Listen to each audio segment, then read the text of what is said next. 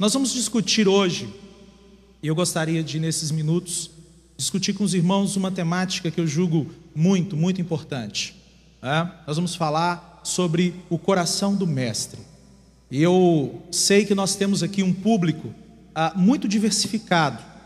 Eu sei que nós temos aqui pessoas que se dedicam à escola dominical, nós temos pessoas que se dedicam ao ministério pastoral, nós temos dirigentes de congregação aqui, nós temos professores de escola bíblica, nós temos líderes de ministério, e eu me alegro por isso. Então, quando nós falarmos em o coração do Mestre, você pode pensar também no coração do pastor, você pode pensar também no coração do líder de missões, você pode pensar no coração do diretor da escola bíblica. Então, quando nós falarmos do coração do Mestre, você pode pensar no seu coração. Amém, queridos? Bom, meus irmãos, falar em ensino hoje na igreja é falar de um grande desafio. Nós vimos ontem com a preletora, a doutora Daniela, que nós estamos lidando nas nossas igrejas com diversas gerações, com várias gerações. O nosso público nas nossas escolas bíblicas, nos nossos ministérios, não é um público homogêneo.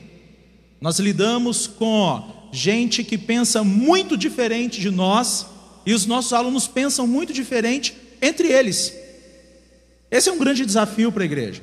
Nós estamos lidando também num tempo de extrema relativização de valores. Nós já ouvimos sobre isso. Aquilo que era absoluto, aquilo que era uma realidade indiscutível há alguns anos atrás, hoje já não é mais tão indiscutível assim. As pessoas estão questionando hoje temas, conceitos, valores que até alguns anos atrás eram intocáveis, inquestionáveis. E nós não podemos virar as costas para isso. Um dos grandes desafios que nós temos na igreja hoje, irmãos, é não virarmos as costas para a realidade do nosso tempo. Muitos de nós temos essa tendência, virar as costas para os problemas dos nossos dias. Então nós continuamos nas nossas reuniões, continuamos tocando os nossos ministérios, continuamos fazendo os nossos congressos, mas como se nada de novo estivesse acontecendo lá fora. E muitas vezes nós escutamos alguém dizer assim: mas nós sempre fizemos desse jeito, por que mudar agora? Na verdade, nós sempre fizemos assim, há 50 anos a gente faz assim, por que mudar agora? Porque o mundo mudou e o mundo continua mudando. O mundo é essa constante metamorfose que a gente está vendo o tempo todo diante de nós. E um veículo pelo qual a igreja se prepara para lidar com este mundo é a educação cristã. Por isso, irmãos, a relevância de nós estarmos aqui reunidos nesse dia. Quando nós falamos em educação cristã, nós falamos numa construção. Quando nós falamos em educação cristã, nós falamos numa espécie de obra, e essa obra possui diversos operários. E eu gostaria que nós acompanhássemos juntos a fala de um importante pensador alemão, Erasmo de Roterdã. E Erasmo de Roterdã foi um dos mais proeminentes pensadores do tempo dele. E Erasmo de Roterdã dizia assim, que a primeira fase do saber é amar os nossos professores. A primeira fase do saber é amar os nossos professores. Eu gostaria de partir da afirmativa de Erasmo para dizer aos irmãos que não adianta nós falarmos durante esses dias e na nossa caminhada numa revolução na educação cristã, sem falarmos antes de tudo numa revolução na vida dos professores. Não há revolução na educação cristã sem a valorização do nosso professor. E eu gosto muito dessa afirmativa de Erasmo. A primeira fase do saber é amar os nossos professores. Uma revolução na educação cristã, queridos irmãos. Uma revolução na educação cristã. Uma revolução que permita professores, alunos, pastores, líderes dentro da igreja, que permita a essas pessoas responder aos anseios e responder às perguntas deste mundo que é uma verdadeira metamorfose ambulante, como disse aquele cantor brasileiro conhecido. É uma educação cristã que começa numa revolução do coração do mestre. Onde começa o seu ministério? Onde as suas aulas começam a ser preparadas? Onde os sermões que você profere, os sermões que você prega, começam a ser preparados? Não, esses sermões começam a ser preparados quando eu abro a minha Bíblia e vou pegar comentários bíblicos sobre aquele texto. Não, a minha aula de escola dominical, a minha ministração de estudo bíblico, enfim, começa quando eu então vou até o livro ou até a revista de escola dominical. A minha aula começa na revista de escola dominical. O ministério do mestre começa no coração dele. O ministério do pastor começa no coração do pastor. O ministério do líder começa no coração do líder. Tudo aquilo que fazemos, nós só fazemos de maneira legítima se isso partir do nosso coração. Por isso, essa é a nossa conclusão, de que uma revolução na educação cristã, uma revolução que nos tire do modelo de educação que nós tínhamos há 50 anos atrás e nos leve a uma educação cristã atual, contemporânea, nos leve a uma educação cristã que responda aos anseios de todas as gerações. Essa revolução que faça isso com a educação começa no nosso coração. Um dos grandes desafios que nós temos como professores, professoras, líderes, é reconhecermos, queridos irmãos, que tudo aquilo que nós fazemos não vai ser legítimo nunca, se não partir de quem nós somos, se não partir do mais profundo do nosso ser. Por isso nós discutimos e vimos, e eu torno a afirmar, que a revolução na educação cristã começa no coração do mestre. Nós estamos lidando com dias complicados para o coração do mestre. Estamos lidando com dias difíceis para o coração do mestre. Queridos irmãos, nós estamos experimentando hoje aquilo que eu chamo de uma crise de agenda. Nós estamos experimentando hoje, mais do que nunca, desenvolvimento tecnológico. Nós podemos fazer hoje mais facilmente as coisas que os nossos pais e os nossos avós faziam com tanta dificuldade. Eu gosto de conversar com pessoas sobre as telecomunicações. E eu já escutei de algumas pessoas assim: olha, há 40 anos atrás, fazer uma ligação para Florianópolis era muito difícil. Olha, nós precisávamos ficar um tempão numa fila quando nós encontrávamos um telefone. E ainda precisávamos, depois disso, nós avançamos um pouquinho mais, e aí se nós queríamos fazer o interurbano, precisávamos sair com uma tonelada de ficha, carregando aquelas fichas, uma sacola de fichas. E aí passamos ao cartão, do cartão nós passamos a facilidade que a gente teve de ter telefone em casa, e aí fomos ao celular. Que coisa fantástica. Então nós temos mais tecnologia, nós fazemos mais facilmente uma série de coisas. Só que os irmãos conseguem perceber que nós não temos mais tempo disponível? É interessante, nós vamos e voltamos, a gente vai e volta mais facilmente em uma série de lugares. Nós temos mais facilidade para fazer muita coisa, só que não sobra tempo. Pelo contrário, parece que à medida que nós vamos descobrindo meios de fazer coisas de maneira mais fácil, o nosso tempo disponível não aumenta, porque nós temos uma síndrome, a síndrome da agenda. Queridos irmãos, eu quero começar a falar sobre o coração do mestre na perspectiva da agenda do Mestre. Nós estamos muitas vezes, o tempo todo, assim como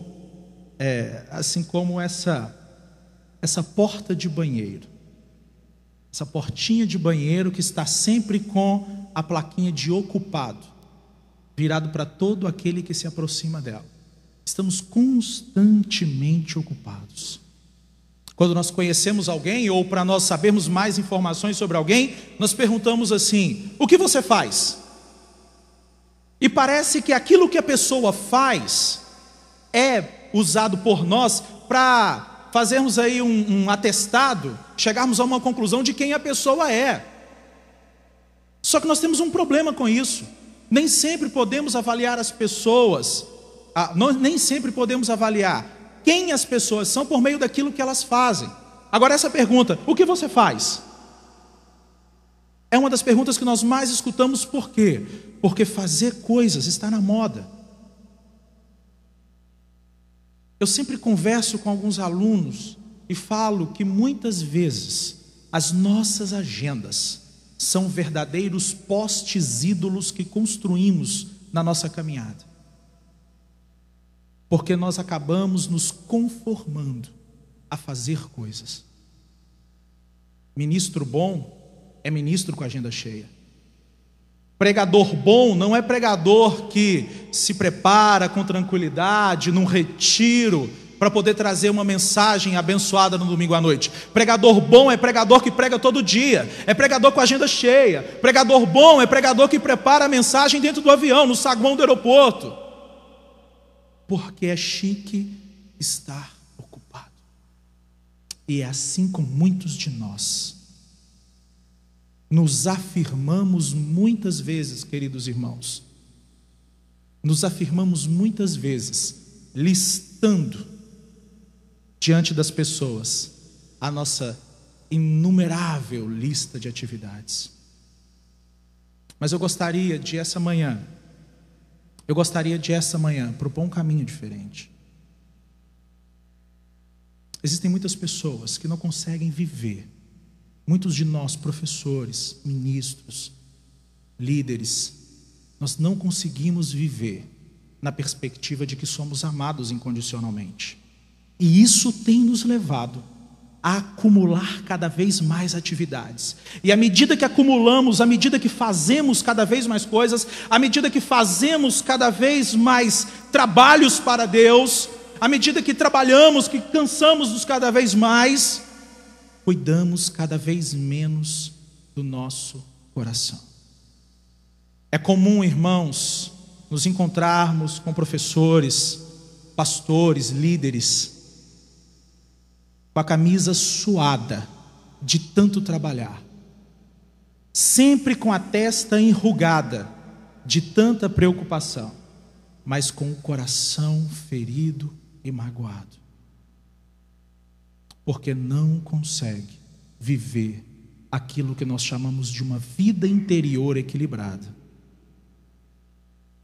Provérbios capítulo 4, verso 23, vai ser o texto de referência para nós, um dos textos de referência para nós. Provérbios 4, 23 diz assim: acima de tudo guarde o seu coração, acima de tudo guarde o seu coração, pois dele depende toda a sua vida. É interessante porque quando a Bíblia usa no Antigo Testamento, em algumas passagens, como essa por exemplo, a Bíblia traduzida usou a palavra coração, trazia uma expressão leb. Leb no hebraico é o que há de mais profundo no seu ser. Quando as escrituras falam de coração, não está falando dessa partezinha aqui do nosso corpo que bombeia o nosso sangue, que faz com que o nosso sangue circula. Quando o autor de Provérbios diz assim: acima de tudo guarde o seu coração, pois dele depende toda a sua vida, ele está falando assim: acima de tudo guarde os lugares mais profundos do seu ser. Acima de tudo, cuide dos lugares mais profundos do seu ser, porque é daí que sai tudo aquilo que você faz nessa vida. É do fundo do seu coração que saem as coisas que você faz. E guardar o coração, ou guardar este lugar profundo que nós carregamos em nós, não é guardar no sentido de sermos guardas. Lá está falando assim, proteja. Guardar o coração significa proteger, regar os jardins da sua alma, os jardins do mais profundo da sua essência. À medida, irmãos, que nos comprometemos com um sem fim, com um sem número de coisas, à medida que cuidamos mais de coisas, cuidamos menos de nós mesmos. E aí nós vemos, dia após dia, professores, professoras, que querem chegar dentro da sala de aula, querem ministrar um conteúdo de vida, querem ver os seus alunos impactando essa sociedade, querem ver os seus alunos recebendo um chamado da parte de Deus, e não conseguem. Não conseguem simplesmente porque não investem tempo na sua própria vida, no seu próprio coração. Porque acha que nós precisamos sempre nos afirmar por meio das coisas que nós fazemos. Existem muitas pessoas que estão ocupando tarefas importantes, meus irmãos, nos nossos ministérios, que não têm um pingo de convicção daquilo que estão fazendo, mas estão fazendo porque querem se afirmar, estão se enchendo de atividades porque querem se afirmar. E aí sabe o que acontece? Quando uma pessoa se enche de atividades, não cuida do próprio coração e vai se comprometendo com cada vez mais ministérios, cada vez mais coisas, primeiro, essa pessoa ocupa o lugar de uma pessoa que talvez Deus estivesse querendo colocar ali. Segundo, essa pessoa que não cuida do coração, que é de onde procedem as saídas da vida, ou de onde procede toda a vida, quando essa pessoa não cuida do coração dela, ela se torna uma pessoa insegura. Nós lidamos com tantos professores inseguros, queridos irmãos. Às vezes uma pequena pergunta, uma pergunta que um aluno nosso faz, poderia ser respondida com a resposta mais sábia para aquele momento. E a resposta é: não sei, vou pesquisar, eu vou estudar, eu não sei, nunca pensei nisso que você está perguntando. Mas o coração que não é tratado, o coração que não está rendido aos pés do Senhor, inventa uma resposta para o momento. Muitas pessoas estão vivendo um verdadeiro fracasso ministerial, simplesmente porque não cuidam do seu coração. Acham que ministério, seja ministério na escola bíblica, seja ministério na liderança, seja qualquer outro ministério, ministério é só querer fazer coisas para Deus. Mas não se esquecem que o ministério começa no coração. Quantas pessoas não conseguem se submeter à sua liderança porque não têm o seu coração tratado? Quantas pessoas não conseguem ser servos e servas porque não têm convicção daquilo que foram chamados por Deus para fazer? Nós precisamos, como igreja do Senhor, ministros e ministras de Deus, professores, professoras, agentes de educação no reino de Deus, deixar que o Senhor trabalhe e atue no mais profundo do nosso ser, de maneira que o conteúdo que nós venhamos ministrar, de maneira que as aulas que a gente venha dar, de maneira que os sermões que a gente venha proferir, de maneira que os evangelismos que a gente venha fazer, partam não somente dos livros que estudamos, partam não somente das nossas construções mentais, partam não somente dos textos que lemos para nos preparar, mas partam de corações curados, corações tratados, corações transformados pela graça de Deus. Eu sonho sempre em dar aulas para os meus alunos que gerem vida na vida deles, mas só gera vida na vida dos alunos uma aula que é ministrada por um professor que teve o seu coração transformado, curado e tratado pela graça e pelo amor de Deus. Portanto, Portanto, queridos irmãos, acima de tudo, cuidemos, reguemos o nosso coração, a nossa vida interior, porque lá do nosso interior, lá do nosso coração, deste lugar tão importante para todos nós, é que procedem as saídas da nossa vida. Eu gostaria que nós lêssemos 2 autores importantes para a nossa geração, né, e para as gerações passadas. Um deles é o Richard Foster. Foster é um dos autores mais lidos no campo da espiritualidade. E o Foster diz assim: a superficialidade é a maldição do nosso tempo. A necessidade desesperada de hoje não é a de um número maior de pessoas inteligentes e nem de pessoas talentosas, mas de pessoas com profundidade. A necessidade maior do nosso tempo não é de pessoas inteligentes e nem talentosas, mas de pessoas com profundidade. Nos nossos ministérios, estamos vivendo uma crise muito grande.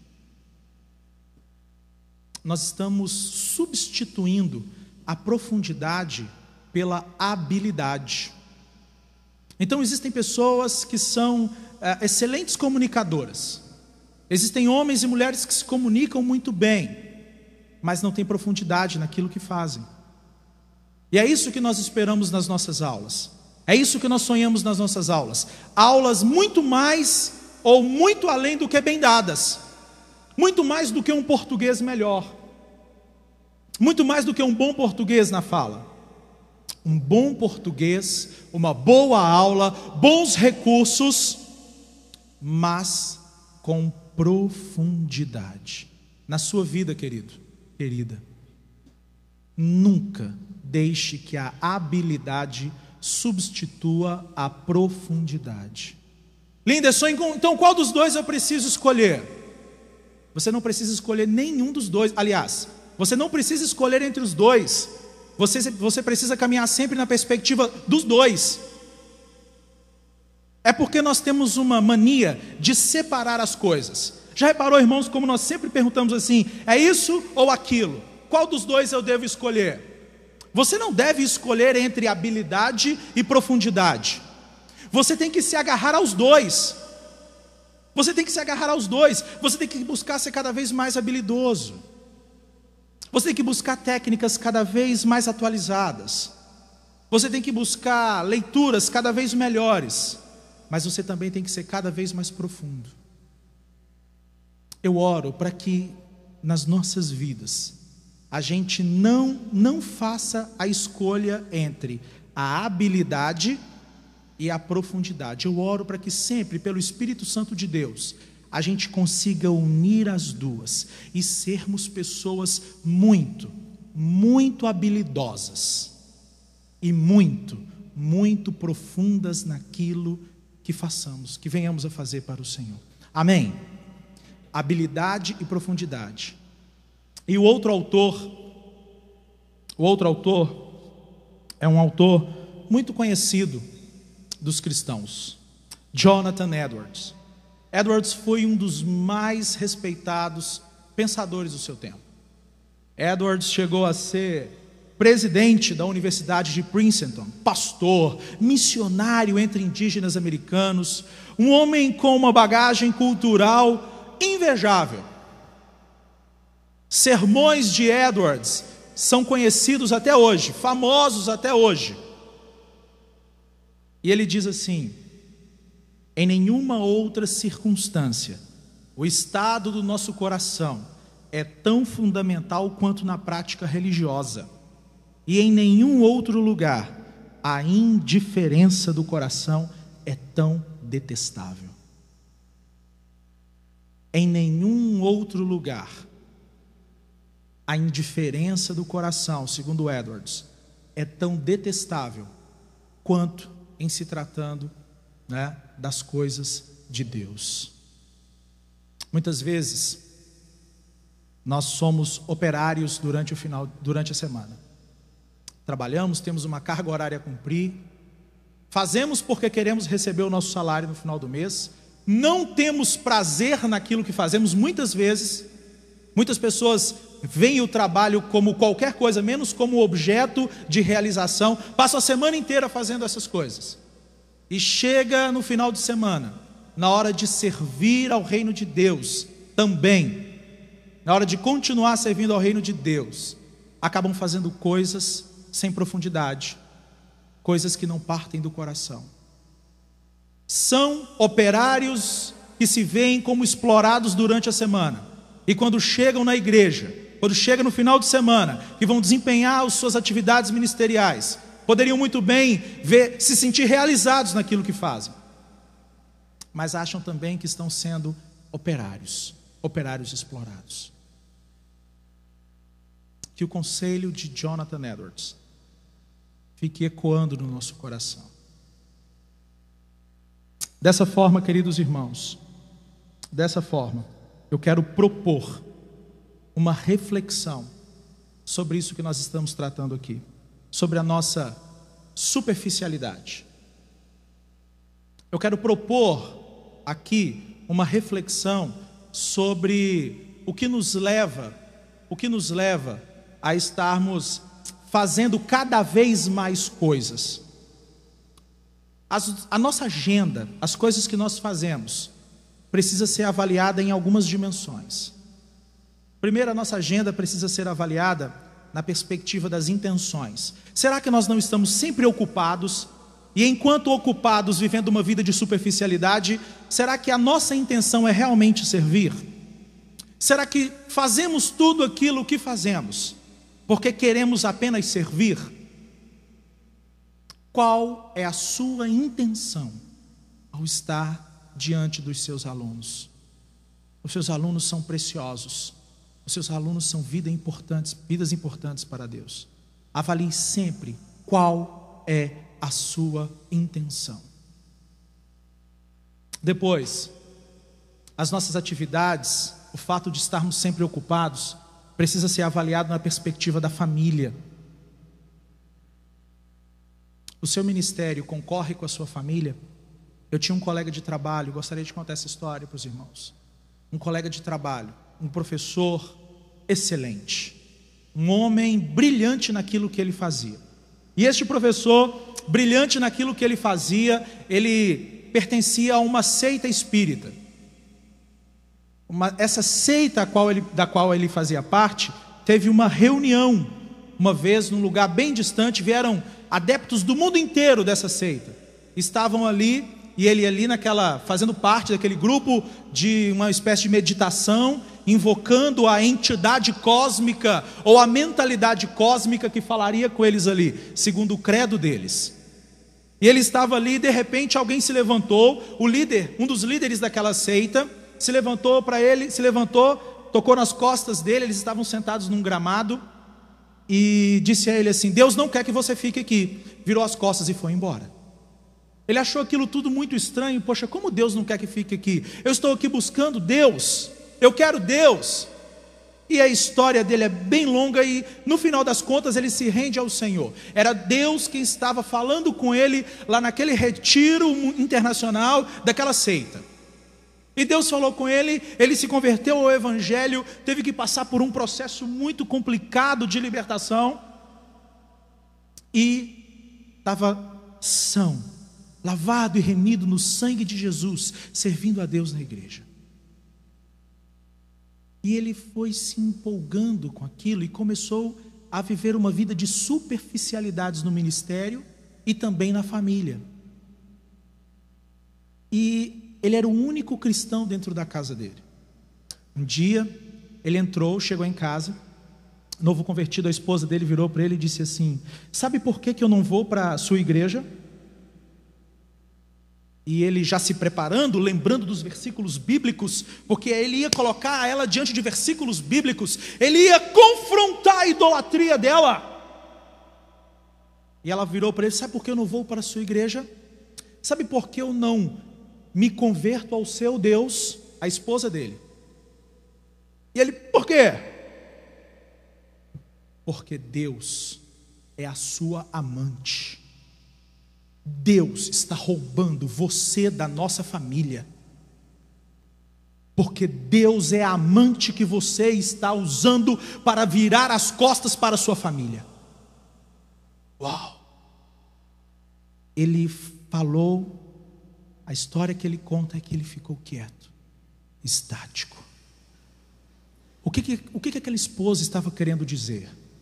Aquela esposa estava querendo dizer que o meu amigo não teve sabedoria e começou a se encher de coisas, de tarefas, e viver uma vida de superficialidade, tanto com Deus quanto com a própria família, e o ministério passou a concorrer com a família. Mas se nós estamos falando aqui do coração do mestre, se nós estamos falando aqui da nossa vida interior, nós temos que lembrar que a família é um instrumento que Deus coloca nas nossas mãos para nos trazer cura. Somos curados pela nossa família. As nossas famílias são bênção de Deus, são dádiva de Deus, e em nome das nossas atividades nós não podemos virar as costas.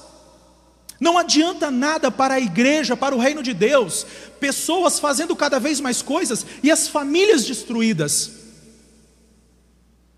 Então nós temos que avaliar as nossas atividades na perspectiva das famílias, senhoras e senhores professores e professoras. A sua família se orgulha de você ser um professor de escola bíblica dominical? A sua família se orgulha de você ser um obreiro? É interessante ver os seus filhos empolgados para ir servir junto com você? Depois, precisamos avaliar as nossas atividades na perspectiva da nossa saúde, e da nossa saúde numa perspectiva integral também. É impressionante, queridos irmãos, como muitos professores, dentro das nossas escolas bíblicas e fora das nossas escolas bíblicas, estão vivendo dias de baixíssima qualidade de vida, um nível de estresse, poucas noites bem dormidas, e essas poucas noites bem dormidas vão gerar em pouca qualidade ou em baixa qualidade no trabalho deles. E aí, no meio de toda essa caminhada, vivendo uma vida desregrada, vivendo uma vida de péssima alimentação, nós queremos ter plenitude diante de Deus. Cristo não salvou apenas almas. Cristo não salvou apenas almas, Cristo salvou seres integrais. A salvação não alcançou apenas a sua alma, a salvação não alcançou apenas a sua dimensão imaterial, a salvação alcançou o seu ser como um todo. Jesus está muito interessado sim naquilo que você faz com a sua mente, naquilo que você faz com o seu corpo também. Então as nossas atividades precisam ser avaliadas na perspectiva da saúde integral. O grande problema é que nós nos conformamos com o paganismo platônico que dividiu as pessoas. Não, ou você trata a pessoa como ser espiritual, ou você trata a pessoa como ser material. E a Bíblia nunca fez isso conosco. Jesus não veio salvar apenas almas, Ele veio salvar vidas. Por isso que nós falamos hoje em conquistar vidas para Cristo. E o Senhor está interessado sim em como está a química do seu corpo. Sabia, meus irmãos, minhas irmãs, que aquele sono que vem na hora que você está de joelho orando para interceder pelas suas aulas, para interceder pelos seus alunos, aquele sono pode não ser do diabo? Sabia que aquele sono pode não ser um levante do inimigo, mas talvez seja um levante da sua agenda? Como é que pessoas que dormem tão pouco, comem tão mal, vão conseguir se ajoelhar, fechar os olhos e permanecer acordados por muito tempo? Agora, o grande problema é que nós aprendemos a nos ver apenas como seres espirituais, como dotados apenas de espírito. Agora, se a química do seu cérebro, se os neurotransmissores lá dentro não estiverem funcionando bem, você não vai conseguir pensar direito, você vai ter problemas de memória. E não adianta dizer que é levante do inimigo, não é levante do inimigo, é levante dessa vida superficial que nós estamos vivendo nos nossos dias. E olha que interessante, meus irmãos, porque essa perspectiva de uma vida superficial que estamos vivendo nos nossos dias acaba trazendo para a nossa igreja, trazendo para as nossas igrejas uma responsabilidade muito maior. aliás, trazendo para as nossas lideranças uma responsabilidade muito maior. Porque existem pessoas que não conseguem viver em plenitude de saúde, tanto física como emocional, quanto espiritual, durante a semana, e aí vem aqui para dentro, querendo que na liturgia do culto, tudo aquilo que não foi bem resolvido durante a semana, seja resolvido. E se a pessoa termina a liturgia, não sai daqui plena, não sai daqui se sentindo bem, não sai daqui realizada em todos os sentidos, ela ainda põe a culpa na liderança da igreja. Mas isso tem a ver com uma questão de saúde, de aprendermos a nos ver como seres integrais. Seres integrais. E finalmente, as nossas atividades, incluindo a escola bíblica, queridos irmãos, precisa ser pensada na perspectiva da realização. Você se realiza naquilo que você faz? Você termina um dia de serviço na igreja, cansado, com o físico cansado, mas com o coração fervendo de alegria? Quantos aqui, é uma pergunta retórica, não precisa responder, mas quantos de nós têm o privilégio de terminar uma aula de escola bíblica às vezes, ou uma pregação, enfim, uma reunião? Quantos de nós temos o privilégio de terminarmos as nossas atividades, às vezes roucos, suados, com o pé doendo por causa do sapato, terminamos fisicamente cansados, mas aqui dentro o coração ferve de alegria, aqui dentro o coração pula de alegria, e você cansado fisicamente, mas com a certeza de que está fazendo aquilo que Deus quer que você faça, do jeito que Deus quer que você faça, no momento que Deus quer que você faça. É isso que eu chamo de realização. Eu não falo apenas de se sentir bem, eu falo de se sentir pleno. Me sentir bem, eu posso me sentir bem num carro importado com banco de couro e ar-condicionado, eu me sinto bem. Eu estou falando de me sentir pleno. Aquilo que você faz está trazendo plenitude de realização para você? Eu não quero dizer de vida fácil, eu falando de paz.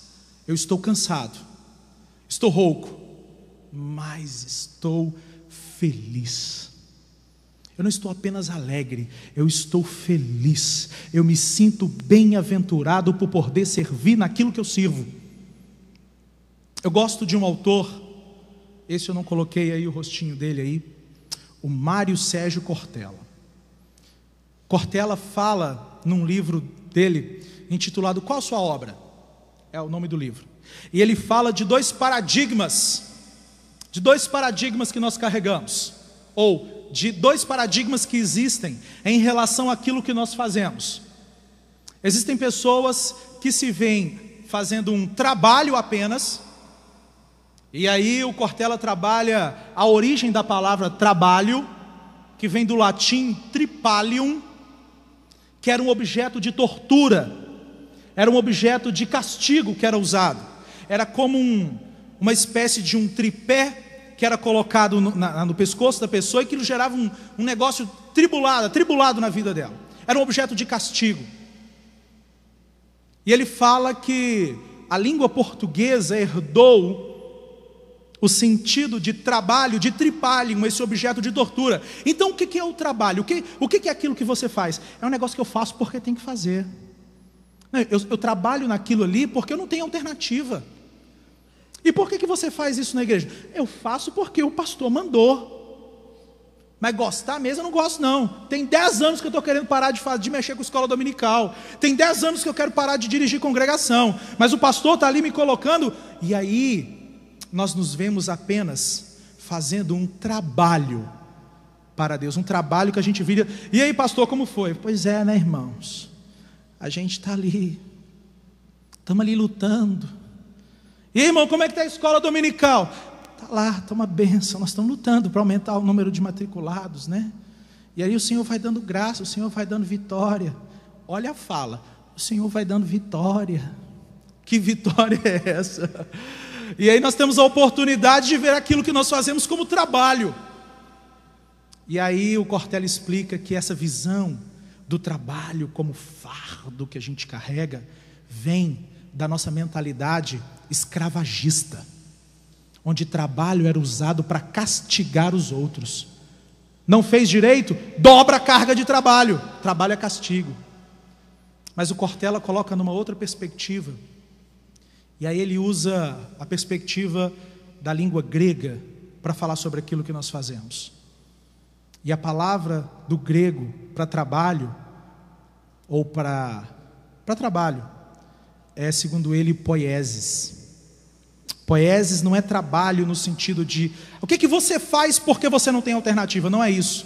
Poiesis é assim, o que você faz e que tem sentido na sua vida. Qual a sua obra? Poiesis é a obra, poiesis é a construção. E nós precisamos entender os nossos ministérios, avaliar os nossos ministérios na perspectiva da realização. E fazemos a seguinte pergunta: espera aí, aquilo que eu estou fazendo no reino de Deus, a escola bíblica, a pregação, o pastoreio, enfim, isso eu vejo como trabalho, ou seja, eu faço, ou eu vejo como obra? Não, eu não estou apenas trabalhando para Deus, eu estou construindo algo para Deus. E esse algo que eu estou construindo é uma bela e linda poesia chamada o Reino de Deus. O que você faz para Deus? Você faz simplesmente um trabalho. Se for simplesmente um trabalho, não te realiza. Você termina cansado, chateado, frustrado, não faz bem feito, o reino de Deus não se expande, a igreja não cresce e você não se realiza. Agora, quando você vê aquilo que você faz como uma obra, você faz com excelência. Percebam que poiesis tem a mesma construção, né, de poesia. É uma obra construída com excelência. É uma obra que é construída onde os detalhes, todos eles fazem sentido. Não é algo feito de qualquer jeito. Ninguém faz uma poesia de qualquer jeito. Às vezes pessoas têm habilidade e fazem poesias rápido, faz rapidinho. Mas cada uma daquelas palavras tem o seu lugar certo. Cada uma daquelas sílabas tem o seu lugar certo. Não pode ter nem mais nem menos sílabas.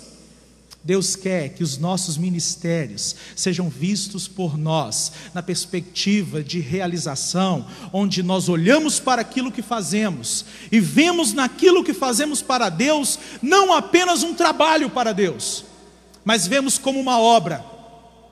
Vemos e olhamos essas coisas como obra. Amém, queridos? Nesse sentido, eu gostaria de propor aqui, nesses minutos que nos restam, eu gostaria de propor aquilo que eu vou chamar de saídas para o coração do Mestre.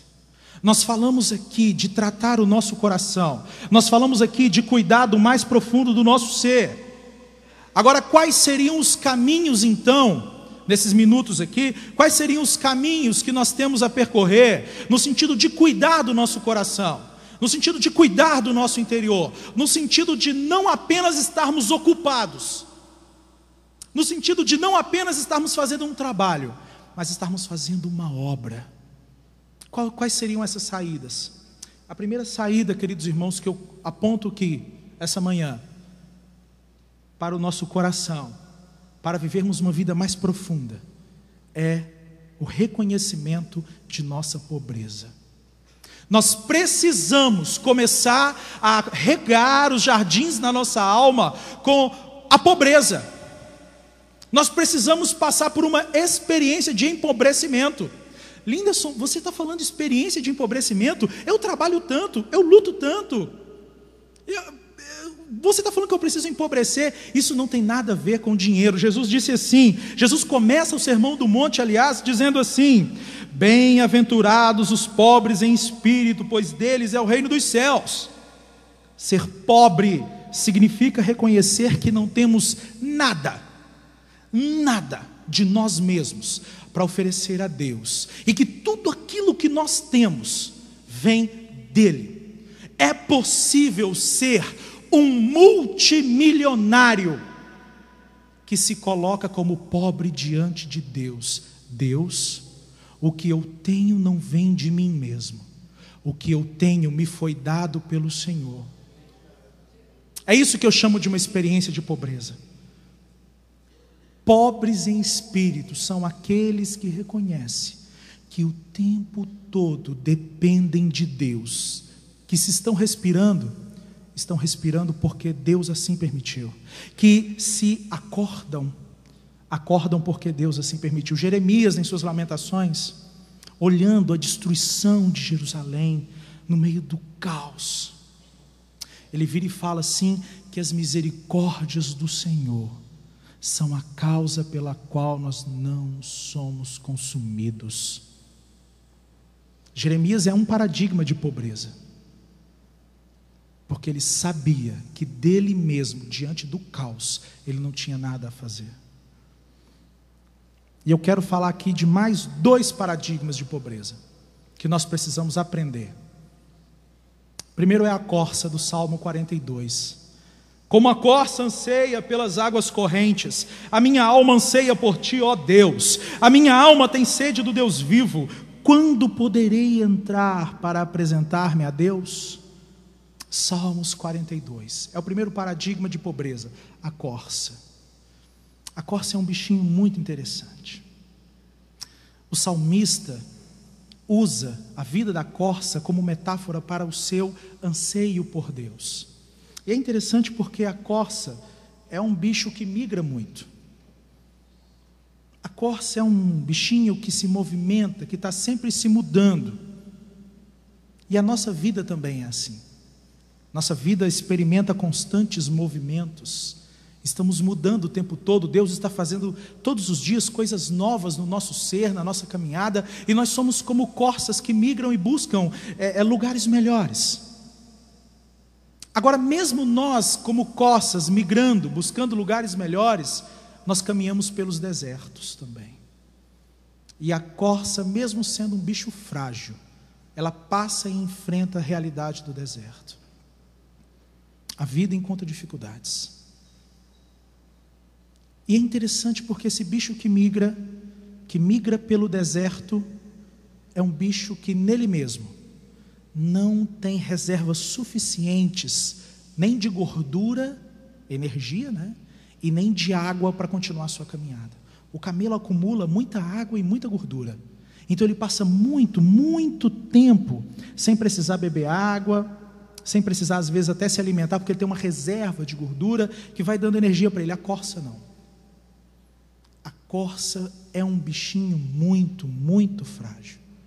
E assim somos nós. Somos corças. Somos corças que experimentamos movimentos na nossa vida. Somos corças que nesses movimentos da vida passamos pelos desertos, pelos lugares de dificuldade. E somos corças que mesmo passando por esses lugares de dificuldade, não temos em nós mesmos algo para nos sustentar. E precisamos desesperadamente das correntes de água. E assim como essa corça anseia pelas correntes de água, o salmista do Salmo 42, que é um salmo que fala da experiência de alguém que está sendo zombado, da experiência de alguém que está sendo humilhado, esse salmista diz: assim como essa corça anseia por água, eu anseio por ti. A corça é o primeiro paradigma de pobreza. E o segundo paradigma de pobreza é Jó. Jó sai de uma condição muito interessante, nesses movimentos da vida. Deus decide coisas e permite que Jó saia então de uma condição de status social, de uma condição de provisão financeira, econômica, de um ambiente familiar interessante com filhos, esposa e amigos, um homem conhecido no seu tempo. Jó deixa esse cenário e passa a ser aquele Jó que nós conhecemos. Aquele Jó que protesta diante de Deus, aquele Jó que fala da sua dor diante de Deus. Só que é interessante, porque quando Jó experimenta essa experiência de empobrecimento, de depender de Deus, lá no finalzinho ele diz assim: meus ouvidos já tinha ouvido a teu respeito, mas agora os meus olhos te viram. Jó 42:5. Depois que Jó passa pela experiência de perda na vida dele, ele abandona aquele relacionamento com Deus, que era só a distância. Ele abandona aquele relacionamento impessoal, aquele relacionamento meio virtual, aquele relacionamento de notícias, e passa a viver com Deus na perspectiva de um relacionamento estreito. Antes eu te conhecia de notícias, antes eu tinha um conhecimento teórico a seu respeito, agora eu te conheço por viver com você, eu te conheço por estar contigo. Os pobres de espírito conhecem a Deus. Muitas vezes as coisas que nós temos nas nossas mãos são pequenos ídolos que nós carregamos, e à medida que mantemos o nosso foco nessas coisas que nós temos, nos afastamos de Deus. Quando eu falo de uma experiência de empobrecimento, tanto da Corça quanto de Jó, eu falo de olhar aquilo que temos em mãos, olhar as coisas que fazemos e saber que aquilo que temos em mãos e que as coisas que fazemos são apenas acessórios. Jó não tinha nenhum motivo para adorar a Deus a não ser o próprio Deus. E experimentar a experiência de Jó nos nossos dias é dizer assim: Deus, eu estou muito grato por aquilo que tenho, eu estou grato pelo meu ministério, eu estou grato por aquilo que faço, mas sinceramente o meu coração precisa ser curado e tratado, e eu não quero ter apenas motivos exteriores, externos para te adorar. Eu não quero adorar-te apenas por aquilo que me dá, eu quero adorar-te por aquilo que tu és. Jó não tinha nada mais para adorar a Deus a não ser o próprio Deus. A corça está no deserto vulnerável, dependente da provisão de Deus para sobreviver. Então nós temos a corça e Jó, e dois paradigmas de pobreza e de dependência de Deus. Lembrando mais uma vez que pobreza aqui não tem nada a ver com dinheiro, porque existem muitos pobres materialmente que não são pobres em espírito. Existem muitas pessoas que são financeiramente pobres, muito simples, mas carregam um coração soberbo e orgulhoso. E existem pessoas com muitas posses que têm um coração completamente rendido ao Senhor. Então a pobreza que a Bíblia está falando aqui não tem nada a ver com posses, tem a ver com uma postura do coração. Veja-se como pobre e carente na dependência de Deus. A segunda experiência que trata o coração do mestre é a perspectiva do reino de Deus. Se existe uma coisa nas nossas vidas, muitas vezes nas nossas escolas bíblicas e na nossa teologia até, que virou apenas um conceito, foi o reino de Deus. Nós até cantamos, né? Buscai primeiro o reino de Deus e a sua justiça, e todas as coisas vos serão acrescentados. Aleluia, aleluia. Tem uma canção que fala assim, né? E virou apenas um chavão. Nós temos que tomar cuidado com os chavões, e viver o reino de Deus é outro elemento, é outro caminho de cura para o coração do mestre, para o coração do professor. É interessante que quando Jesus fala assim, em Mateus 4,17, Mateus fala que Jesus começou a pregar o reino de Deus.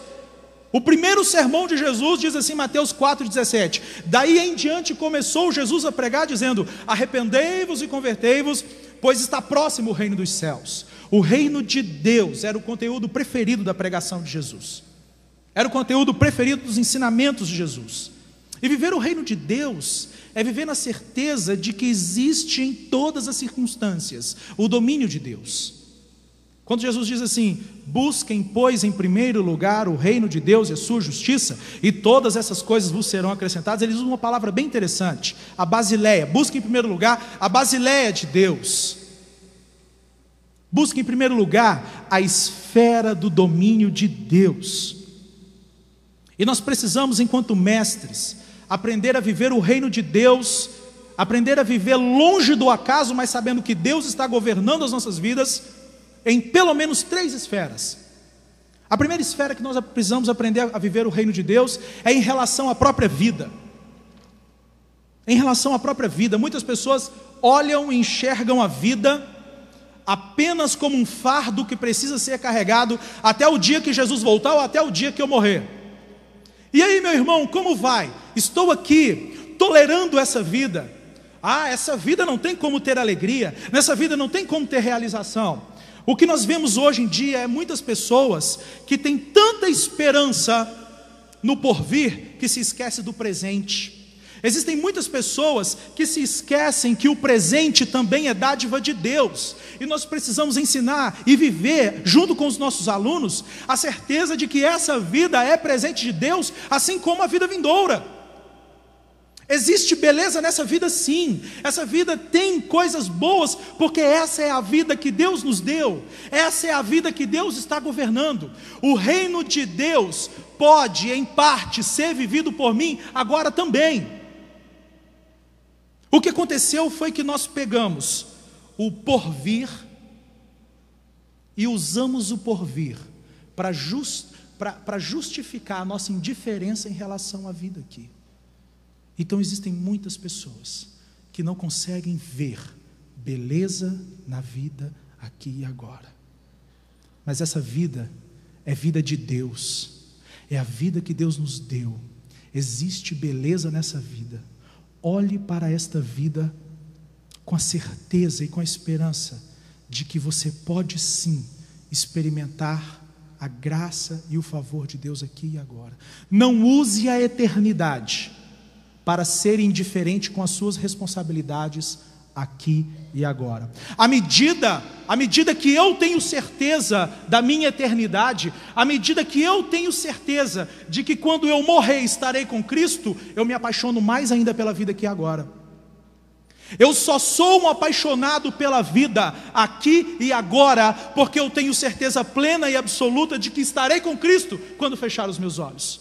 A minha esperança em Cristo não me leva a fechar os olhos para a beleza da vida aqui e agora. A vida aqui e agora, meu irmão, é bonita e é bela. Tem os seus desafios, mas também é uma vida rica em beleza. Amém? Nós precisamos aprender a viver o reino de Deus na perspectiva da igreja. Muitas vezes transformamos as nossas aulas apenas em debates sobre os problemas da igreja. A igreja de Jesus Cristo é a materialização do reino de Deus nessa terra. Se existe uma coisa que se aproxima o máximo possível dos céus e da vida que nós teremos nos céus, é a vida aqui na igreja. Eu não estou falando da vida dentro do templo apenas, mas eu estou falando da vida em comunidade, a vida em igreja. E os escândalos que estão aparecendo, aparecem sempre na TV, fizeram com que a igreja do Senhor começasse a ser muito criticada. E aí nós, nas nossas aulas, nas nossas reflexões, passamos boa parte do nosso tempo tentando justificar desvios éticos, desvios doutrinários, etc. E isso tem gerado muito pessimismo em relação à igreja de Deus. Mas a igreja é uma expressão do reino de Deus. A igreja é formada por pessoas tão diferentes. Se existe uma instituição onde as pessoas pensam de maneira diferente, essa instituição é a igreja. A igreja não se mantém unida pela maneira de pensar, pelas ideias. Quantas ideias diferentes nós temos aqui?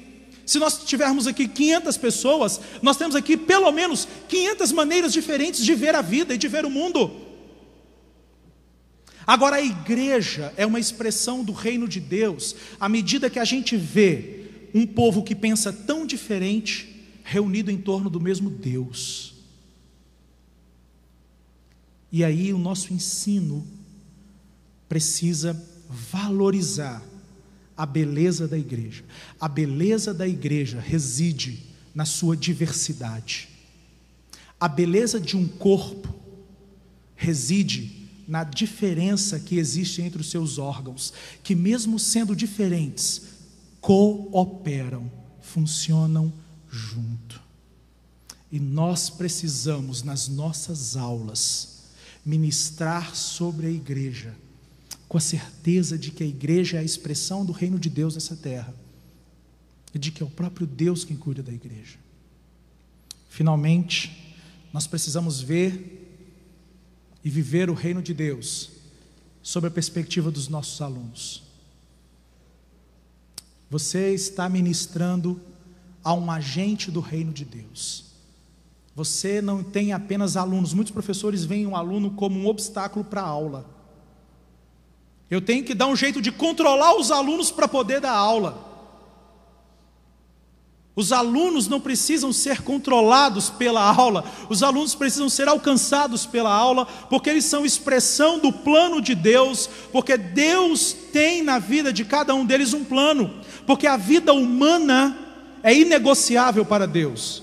Eu gosto de me lembrar quando Jesus, sendo questionado sobre o sábado e sobre aquela polêmica sobre a guarda do sábado, Jesus perguntou assim: por acaso foi o homem feito por causa do sábado?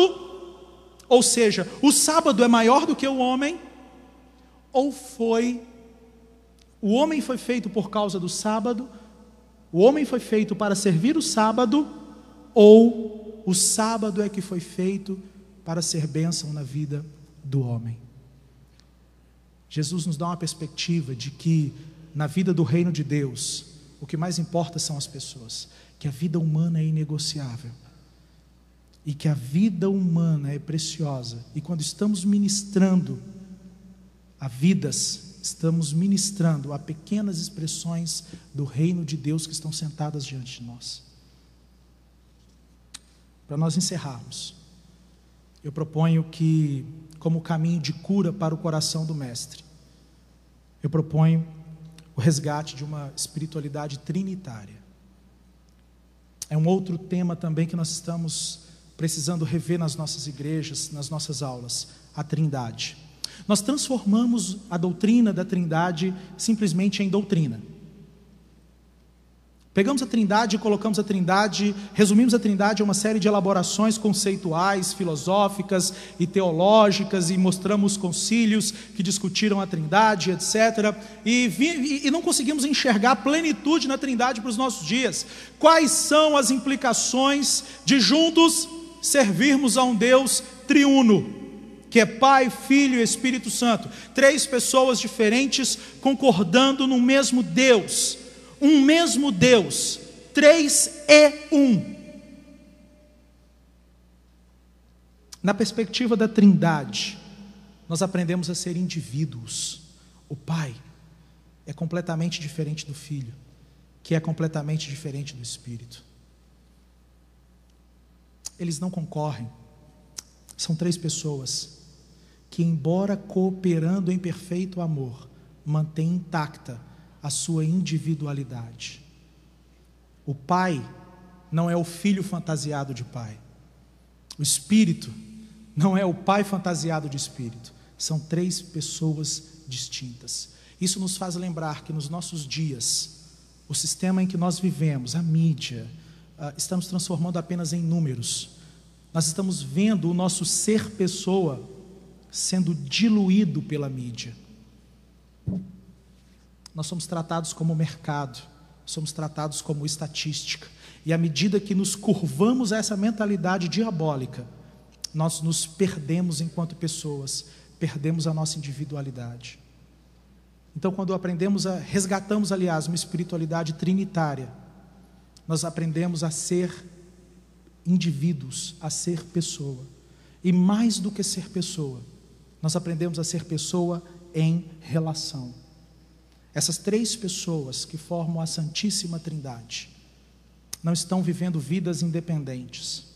Essas 3 pessoas que formam a bendita e Santíssima Trindade não estão cada uma cuidando do seu próprio negócio. Não está cada uma pensando num plano. As 3 se relacionam eternamente em amor. À medida que eu me relaciono com o outro, eu me descubro ao lado desse outro. Muitas pessoas têm perguntas muito profundas acerca de si mesmo. Perguntas muito profundas acerca de sua identidade. E talvez muitas das respostas dessas perguntas serão encontradas à medida que essa pessoa se submeter a um relacionamento de amizade verdadeira. Eu me descubro enquanto ser pessoa à medida que me aproximo, que me relaciono, que me exponho a outras pessoas, respeitando as individualidades e buscando construir uma relação de respeito e amor, assim como a Santíssima Trindade vive. Eu oro, queridos irmãos, para que Deus, nesses instantes, nos permitam ter o nosso coração tratado, ter o nosso coração curado. E mais uma vez, eu rogo a Deus para que o ponto inicial das nossas atividades ministeriais estejam não apenas nos nossos comentários bíblicos, não apenas nas nossas lições de escola dominical, mas que o ponto inicial daquilo que fazemos esteja profundamente firmado em quem nós somos. Para Deus, o ser precede o fazer. Aquilo que nós fazemos só é legítimo se partir de quem nós somos. Que Deus nos abençoe. Vamos nos colocar de pé para orarmos.